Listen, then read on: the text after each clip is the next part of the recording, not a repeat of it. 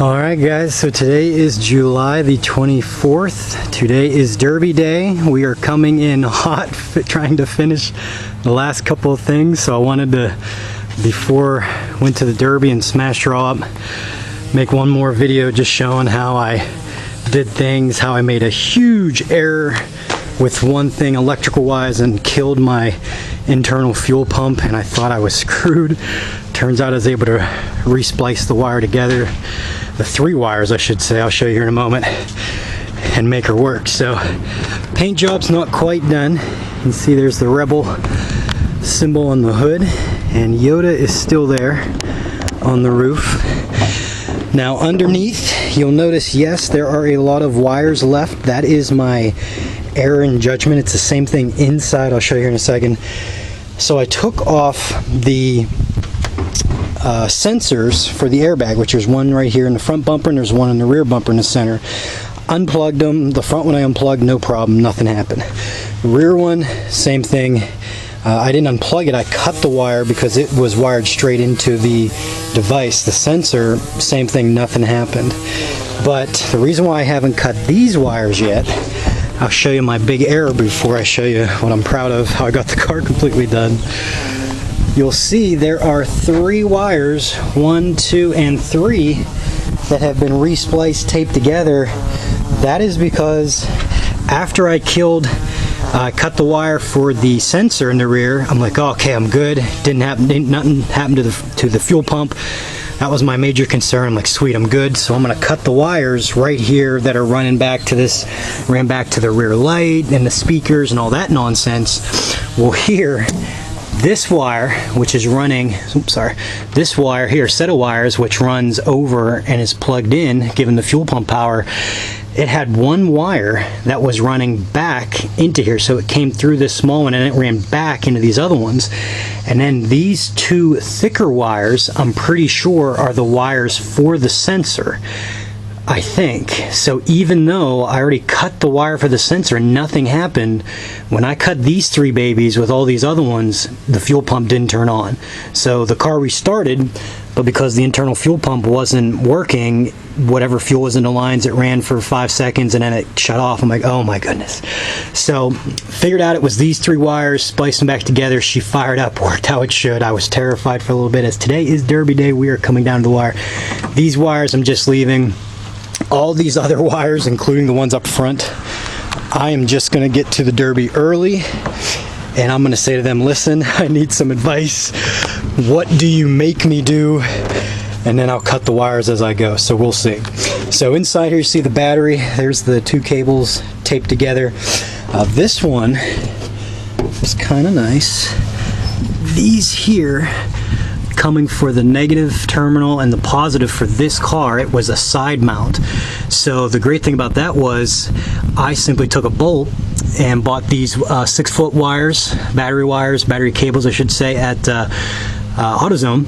Both of them are 6 feet, and the bolt went right through these side mount ones, straight into that, tightened it up with a nut.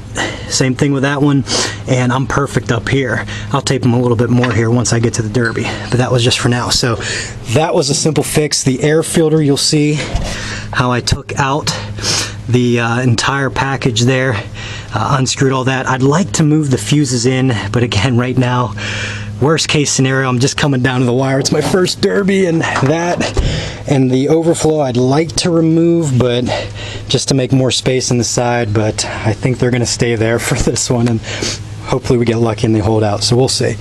So yeah, the wires there are running right where the battery cables are. I'm just running them right over the dash here. I was gonna cut like right in there and run them through. Again, I just ran out of time, so I'm hoping they don't get pinched by the hood. The hood slightly presses on the cables, but as long as I don't get bent up the wrong way, the cable should be fine. So yeah, you can see I just got some chicken wires, I call it there, some tiny metal wires so that, you know, air's still going through there, but big dirt pieces, or big chunks of things rather, can't go into the motor and lock it up. Dirt's going to get in there more than normal, but that's not a big deal. And this right here is just off the air intake here. This was what went over the plastic right here and tightened down. I just used it to tighten down to this, and it's good to go. So yeah, that is the motor. Again, this is a stock class, But that is kind of the simplest way. All you have to do, again, those wires I've got to clean up, but I'm going to wait till I get to the Derby. You see how I took off? Here's the latch system. Right there was the latch. Took that off, and all I did is I just put 2 here. Now, something else that I learned a lesson, whenever I was going through garbage day, the seat belts, for whatever reason, I threw them in the garbage pile. Do not do this. Do not do this. Keep your seat belts. You can only use them to lock the door. If I had more, I could do it here. I had 1 seat belt left that I could do both the tops. You can see that one over there. I could also use it for the hood. I was going to use 9-wire. I actually bought 9-wire. The problem with 9-wire is 9-wire is really tough, and you need really good bolt cutters to cut through 9-wire, which I currently don't have. So I am simply using this very cheesy kind of cheap metal that was around part of the muffler that this old car was on or using, and tie it down here. I'm also going to use a strap to go from here around the bumper to make sure the hood stays down. And for now, I've just got the bullet hole looking there. If they make me make the hole bigger, I believe for the hood they require you to have a hole there, but again, I'll see when we get there. Haven't done the numbers on the side. I'm going to be L10. I'd like to put lips across there, but if I don't, that's all right. Lips is my last name. I just think it's cool, like, you know, actual race car driver. It'd be cool. It looked neat. I got some sponsors too. The H&H Materials Inc. guys hooked me up with the trailer. A buddy of mine, Evan Hubler, big thanks.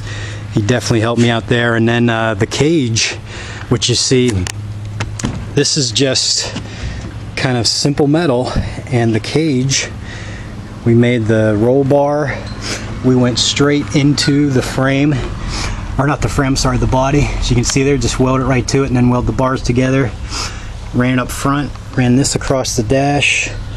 Same thing here, and it's set. Now I will say something else I learned.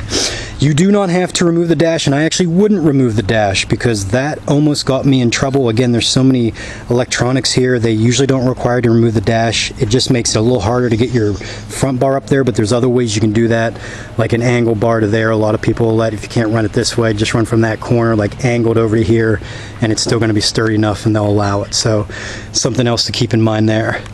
My battery, I'm simply going to use a ratchet strap with 2. You can see them there. They're sticking down in the floor. U-bolts just down through the floor. Put a ratchet strap over it. Rubber floor car mat, and that thing's good. There is my tank. I'm super proud of it. That is an M&M Boys tank, the universal internal one. Those things are awesome. They're a little expensive for cost of entry, but again, you can use it over and over as long as you take care of it. You just pull the internal tank out, or the fuel pump out rather, of the tank of the car you're using, put it in there, bolt it down, you're good to go. And I made a video of that. You'll notice that there's some rust on it. Had a real big storm, had this thing covered, it blew off the cover, that thing got soaked. I wasn't around for a couple days. Whenever I came back, that's what it looked like. So last kind of tidbit here before I run out of time. The driver's seat's in here. This is just the rear seat. Again, I took out the frame. Kind of see it sitting over there in my dirt pile. Wrapped it around the bar here, the cage, so that I have a little extra padding there between the bar and me as I'm getting smacked around. And yeah, that's pretty much it. So this is our first Derby car. We'll see what she looks like all smashed up when it's said and done tonight. Hopefully we last for a while. Maybe get down to the last couple cars, we'll see. So to be continued. Hopefully it's a good show tonight.